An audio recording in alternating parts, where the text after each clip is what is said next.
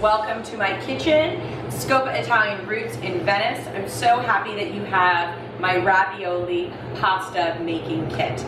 Let's go over some housekeeping before we start on this little adventure. I want to make sure you have all the equipment and I want to make sure you have all the ingredients. So first and foremost, you should have your ravioli making tray. You should have a rolling pin. If you don't have a rolling pin, that is okay. You can use a wine bottle or any kind of bottle. I had a culinary teacher tell me that a long time ago and it works. You want to make sure you have butter, hazelnuts, Parmesan cheese, salt, and then I will be sending you whole sage leaves. You're going to have to give it a little bit of chop. I'm not going to chop it. I don't want it to come to you discolored, so just feel free to give it a nice rough chop. Just run your knife right through so you've got these beautiful threads of sage just like that. You should also have a rasper or a microplane. We're going to be able to grate that Parmesan cheese over the top once we're done. You want to have boiling water in a pot to cook the raviolis, highly salted, highly salted. It should taste like the ocean. Make sure you taste the water. Don't burn yourself, blow on it, don't hurt yourself. But you do want to taste it and make sure that your salted water tastes like the ocean. All right, let's go ahead and start making the raviolis. Now the dough is going to come to you in these sheets. The sheet is actually only going to cover about 8 of the ravioli, and that's okay. You have it for later, but right now this dough is only going to cover for those 8 pieces of ravioli. And then you're going to just make a nice large hole inside of the cold mix, okay? Just take a scissor or a knife and do a little bit of a snip to the mixture that's already in a piping bag for you. And then first, once the pasta is on the base, the metal part, we're gonna take the plastic and just put it over the top and press down gently. We're gonna press down gently. And what this is doing is creating the perfect hole to receive the squash mousse. And then very gently just pull that off the top. And I will show you here. You can see that those perfect holes have been there. So you don't have to be gentle. You want to press down slowly but firmly so that there's a nice hole there to receive the squash mousse. And then you're going to go ahead and just take your piping bag and fill into the perfect little wells that we just made by pressing that top plastic part of the ravioli. We're just going to fill that over the top, and you want to give it like a 1-2 squeeze. Okay, I'm going to show you so you can see the filling up close and personal. And that's okay that it's coming out of the top because we're going to press it down, and then we're going to use either a bottle or a rolling pin to create the raviolis. Then you will take the top sheet and just place it over the top so that it matches. You don't need to pull it, you don't need to lay it down. We're gonna let the rolling pin do its job, okay? You just wanna kind of press it down so that it's connected. Now, you're going to take the rolling pin or your bottle, and we're just gonna gently, for the first time, roll the pin over the top of the ravioli maker. And there's these great grooves and ridges. You want to use the side of the bottle, and you can see it here. We'll stop in between so you can see it's just starting now to break, and they're going to separate, they're going to flatten, and we want to see that metal coming through, okay? So you're just going to roll it back and forth until you can really see the metal in all of the areas off to the sides, and that is how the ravioli is going to come out of the mold.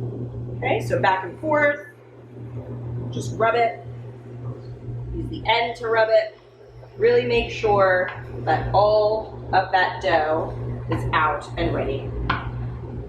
Okay, so you'll see all the metal there and squared as it's getting even more, okay? So just gently roll the sides.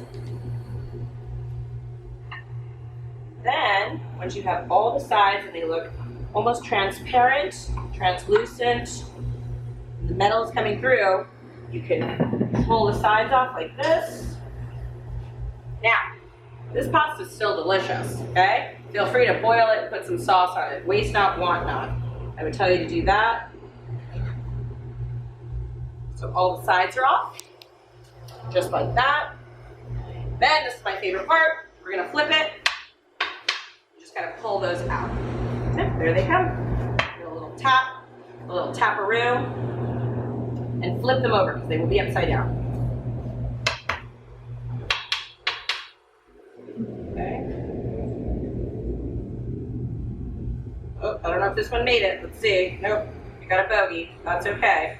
See, it happens to the best of us. Ravioli, ravioli, ravioli. One more tap. There it is. Just like that. Now, you can pinch the sides if need be. Make sure they are flat.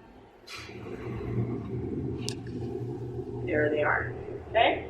If you see any kind of opening, just feel free to pinch it, pinch it, pinch it. As long as they are covered, we are good to go. So we're going to throw these into boiling water, that boiling salted water. And with ravioli, the rule of thumb is once it comes to the top and it is floating, we're going to let it go for another minute. So those go right in. And now we're going to start on the sauce. The sauce is essentially just brown butter and sage. So classic during this season, brown butter and sage ravioli. We get a nice hot pan. And brown butter on high is one of those sauces that you just let it do its thing. We're going to take the butter and just with a little bit of a swirling motion, we're just going to let those milk solids break down. All of that water is going to evaporate. And we're going to have perfect, nutty brown butter. But it is important that you circle it because that's how the brown butter becomes even.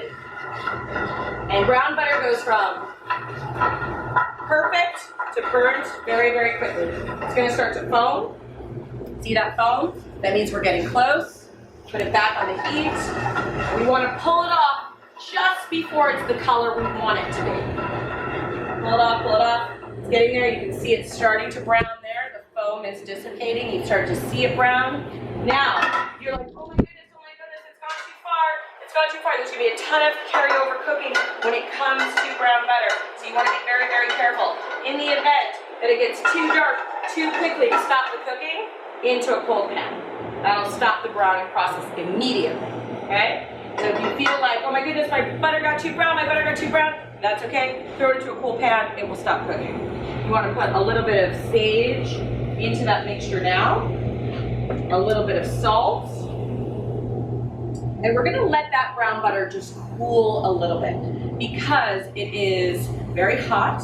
It got to the point of almost being able to sear, so we don't want to put that over a hot ravioli because it'll actually cook the ravioli. We want that to cool a little bit, and then we'll put it on top of the ravioli.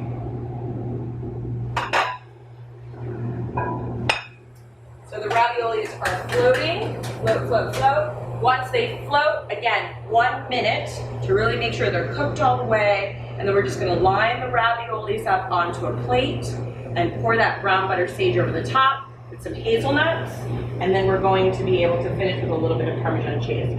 So now that brown butter's cooled a little bit, I'm going to throw some of those hazelnuts in there. The hazelnuts I've sent you are already toasted. So in there you have the toasted hazelnuts just at the end, sage, and the brown butter, and a pinch of salt. The raviolis are floating. I'm going to pull them out, put them onto a little plate, and arrange them.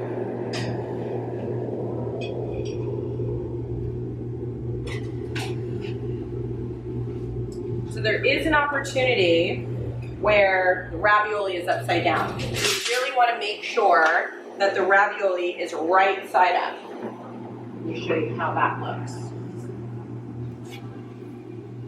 Some people say it doesn't matter. I don't like an upside down ravioli.